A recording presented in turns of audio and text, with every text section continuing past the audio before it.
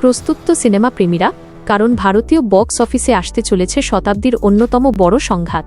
একদিকে এস রাজামৌলি আর অন্যদিকে rebel star Prabhas. হ্যাঁ, গুরু আর শিষ্য এবার মুখোমুখি। প্রথমে আসা যাক প্রভাসের কথায়। সন্দীপ রেড্ডি ভাঙার পরিচালনায় আসছে মোস্ট অ্যাওয়েটেড মুভি স্পিরিট, যেখানে প্রভাসকে দেখা যাবে এক হার্ডকোর পুলিশ অফিসারের চরিত্রে। সিনেমাটি মুক্তি পেতে চলেছে 2027 সালের 5ই সেপ্টেম্বর। ইতিমধ্যে স্পিরিটের ফার্স্ট লুক প্রকাশ পেয়েছে। অ্যানিম্যালের পর সন্দীপ আর প্রভাসের এই কম্বিনেশন বক্স অফিসে সুনামি তোলার জন্য একদম তৈরি। কিন্তু লড়াইটা সহজ হবে না, কারণ ঠিক 20 দিন পরেই অর্থাৎ 25 সেপ্টেম্বর ধামাকা নিয়ে আসছেন মাস্টার মেকার রাজামৌলি। মহেশ বাবুর সাথে তার পরবর্তী প্রজেক্ট বারাণসী, সেটি মুক্তি পাবে ঠিক তখনই। রাজামৌলি মানেই লার্জার দ্যান লাইফ ক্যানভাস আর রেকর্ড ভাঙা ইতিহাসের গল্প। 20 দিনের ব্যবধানে দুই মেগাস্টার, একদিকে সন্দীপ রেড্ডি ভাঙার রিলিজেন্ট ভায়োলেন্স আর প্রভাসের মাস অ্যাপিল, অন্যদিকে রাজামৌলির গ্লোবাল সিনেম্যাটিক এক্সপেরিয়েন্স।